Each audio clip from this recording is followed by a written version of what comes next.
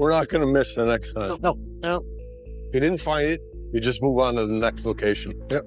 So I'm very hopeful that we're going to find some evidence of the treasure that we think fell into that collapsed area. Gary Drayton's Season 13 finds on Oak Island don't include treasure, but they include a trail of colonial-era tools, fasteners, and one superstitious charm that maps exactly what people were doing on this island 300 years ago.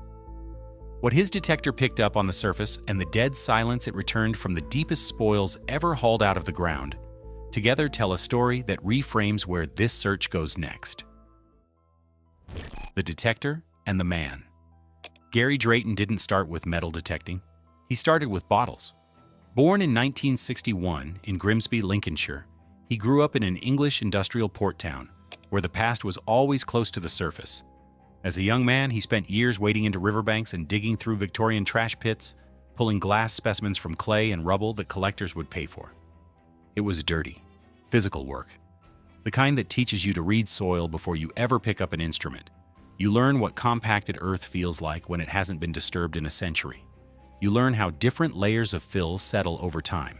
Coins kept showing up in the same layers as the bottles, and eventually Drayton made the switch that would define his career. He moved to South Florida and walked onto a beach with a detector for the first time. That first session produced a Spanish silver piece of 8 straight out of the sand. Months later, he pulled a 1715 Spanish fleet gold and emerald ring, the kind of find that changes a detectorist's entire trajectory. Most people in this hobby spend years chasing recoveries at that level and never get there. Drayton landed them before he'd even established a routine. His reputation built fast, through beach recoveries, through content he shared online, and through a style that blended genuine showmanship with expertise you can't fake.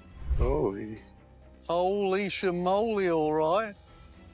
That's a cross. That's a cross. The catchphrases aren't performance. They're the natural language of a man who gets genuinely excited by what the ground gives up every single time. His methodology is more rigorous than the personality suggests. He runs a Minelab Excalibur II and only excavates what he calls two-way repeatable signals.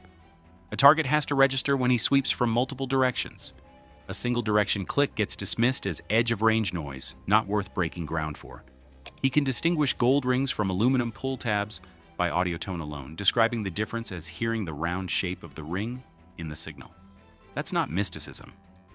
That's pattern recognition built through thousands of hours of fieldwork, starting with those Lincolnshire riverbanks where he learned to read terrain long before he learned to read a detector screen. On Oak Island, that combination has produced some of the most important surface finds in the show's history. Oh my gosh! It's another Bobby Dazzler! Look!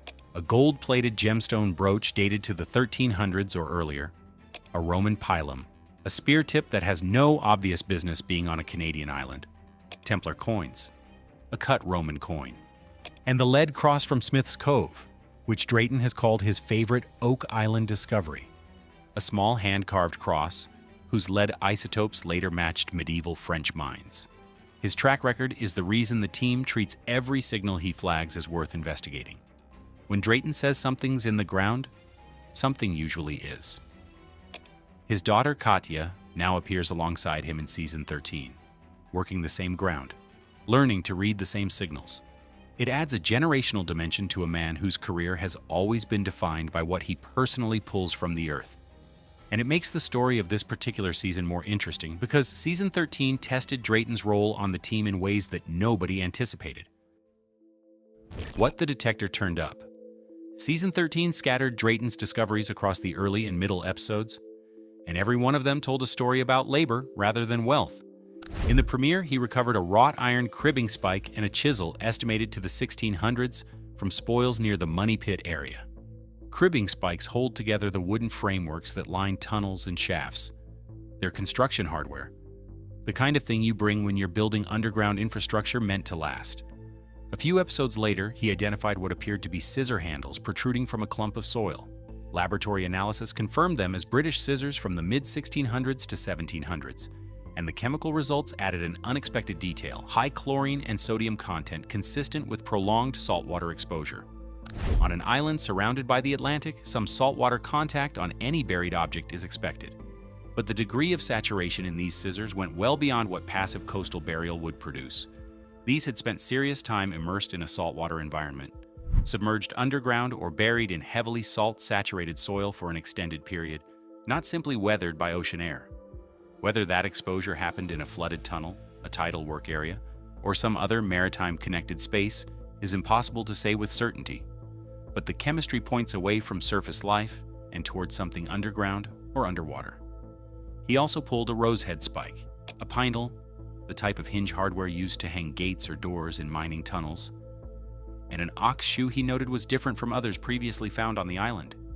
Draft animals on Oak Island. Someone brought oxen here, shod them, and worked them hard enough that the shoes wore out and ended up in the dirt.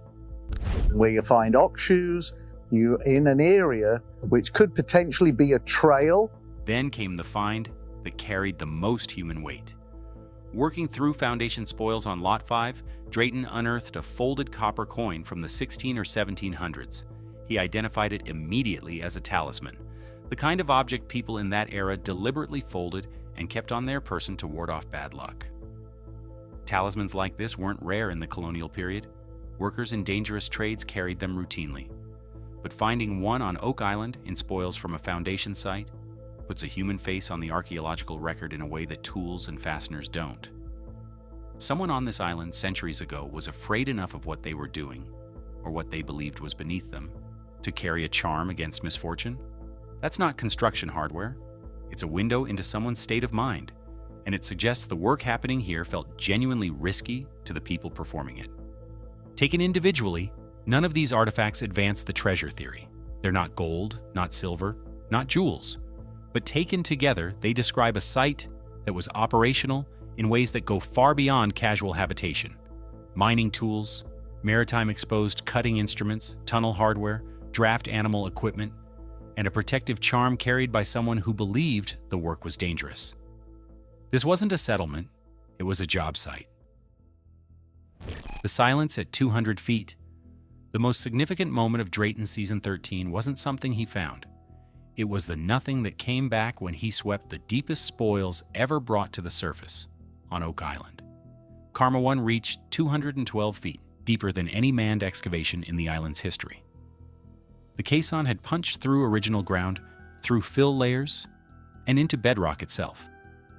When the final loads of material were hauled up and spread out for examination, Drayton ran his Excalibur over every inch of it. Rick did the same, so did Terry Matheson. 3 operators, multiple passes, covering the same spoils from different angles. The detectors returned nothing, no signal, no tone shift, no buried metal of any kind, from the deepest point ever reached on this island. For a man whose entire career is built on finding what others miss, that silence had to land hard.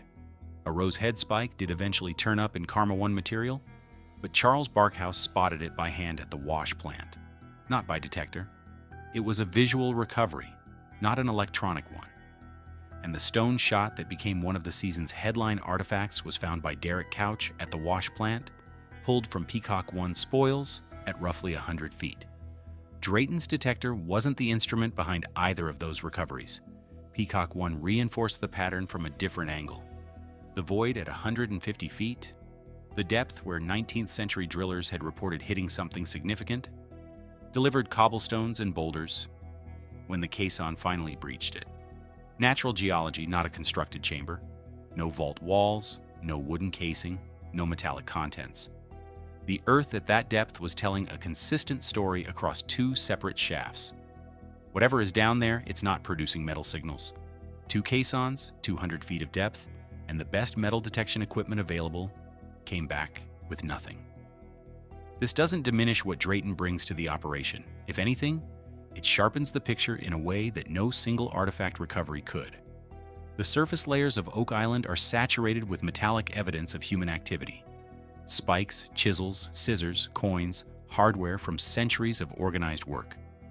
Drayton has spent season after season proving that the upper soil on this island is rich with recoverable metal. But the deeper you go, the detector falls silent. The metallic record lives in the upper strata, in the colonial-era activity zones where workers left their tools behind. Below that, 200 feet of earth, material that had been sitting undisturbed since it was originally deposited, returned nothing to one of the most experienced detectorists alive. That absence is itself information. It doesn't tell you there's no treasure on Oak Island. It tells you there's no detectable metal at those specific coordinates, at those specific depths. And for a search that has spent 2 centuries drilling straight down in the same general area, that distinction matters enormously. A portrait in iron and copper. Lay Drayton Season 13 finds against the timeline they imply, and a coherent picture takes shape. The chisel dates to the 1600s. The British scissors fall between the mid-1600s and 1700s. The cribbing spike, the pintle, the rosehead spike, the ox shoe, all consistent with organized construction and mining operations during the colonial period. The folded copper talisman fits the same era. There's no artifact in this collection that falls outside a roughly 100-year window spanning the 1600s into the 1700s. That consistency matters. It's not a random scatter of objects from different centuries washing up across the island. It's a concentrated cluster from a defined period of activity. What emerges isn't a treasure map. It's something more useful, a portrait of Oak Island as a working site with specific, recoverable characteristics. The people here had mining tools designed for underground construction, cribbing spikes to frame shafts, chisels to shape stone or wood. They had cutting instruments that had been exposed to salt water for extended periods, suggesting their work intersected with the island's tidal or underground water systems. They brought draft animals capable of hauling heavy loads across terrain that wasn't easy to move through. They hung gates or doors on pintles in the structures they built, which means those structures had entrances worth controlling, and at least one of them was superstitious enough, or frightened enough, to fold a copper coin and carry it as protection against whatever they believed waited underground. This isn't a picture of farmers or fishermen. It's not a picture of casual settlers clearing land for agriculture. The artifact profile points to organized labor with a specific industrial purpose. Operating on this island, sometime in the 16 and 1700s, these workers arrived equipped for serious underground construction. They maintained maritime connections strong enough to leave chemical signatures on their tools. They used draft animals for heavy labor, and they carried personal objects that reveal a belief the work was dangerous, not just physically, but perhaps in ways they couldn't fully explain. Drayton's finds don't answer the question the title poses in the way most viewers might expect.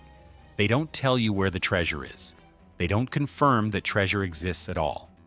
What they do is establish, through physical evidence left in the ground, that people were on this island conducting organized underground work during the colonial era, and that those people brought the tools, the animals, and the superstitions of a serious mining operation. Whether they were building something, hiding something, or searching for something someone else had already hidden, the artifacts can't say. But the idea that Oak Island was just an uninhabited piece of Nova Scotia coastline until 1795 doesn't survive contact with what Drayton's detector keeps pulling from the soil. And the silence at 200 feet adds a final dimension. If the colonial-era workers left their tools in the upper layers, but the deep earth holds no metal, then whatever they were building or protecting may not have been metallic at all.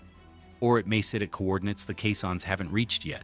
Either way, the surface artifacts and the deep silence are two halves of the same dataset, and Drayton is the man who produced both. Gary Drayton Season 13 mapped a working island, mining hardware, salt-corroded scissors, draft animal shoes, and a talisman someone carried underground out of fear. His detector's silence at 200 feet fills in the rest. The metal stops where the bedrock starts. For the full story of how Marty Lagina read that same silence and made the most expensive drilling decision in Oak Island history, and what his investment philosophy tells you about why this search survives when others collapse, that breakdown is already up.